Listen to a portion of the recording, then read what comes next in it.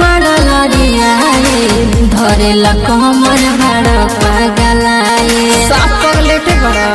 अरे हरे कवना जाति के रंग बाज हवा बहादुर देखे दुनाले हमर जीव बगराए सुना बोला अरे भोले नाचे मालिक के साथ आइल बाड़ू हमनी के खतिया रात आइल बाड़ू घोड़िया देखाबो न तो होई जाई महर नाचे खाती चमरान के बारात आइल बाड़ू कोई समियाना में आज धुआंधार नाचे खाती चमरान के बारात आइल बाड़ू।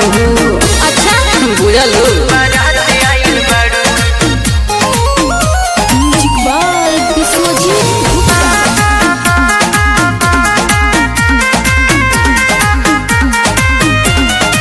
नमरे देखा के बाबू धर जनी तोरा मोटे बाबू न कम्प्रोमाइज कल थोड़ा। अरे काहे भाव खतर हो अरे तूने रहा एहो हरे नमरे देखा के बाबू धर जनी तोरा मोटे बाबू न कम्प्रोमाइज कल थोड़ा।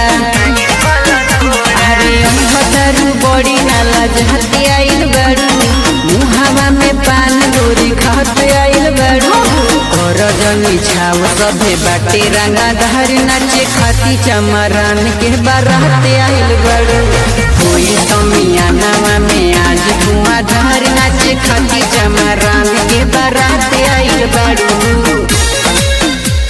बारात आइल बाड़ू। म्यूजिक बाय विश्वजीत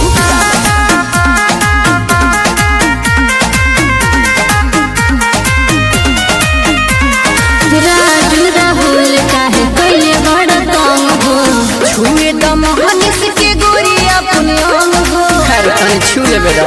अरे ना हो अरे राजू राहुल काहे कइले बड़ा तंग हो छुए तो मोहनिस के गोरी अपने अंग हो।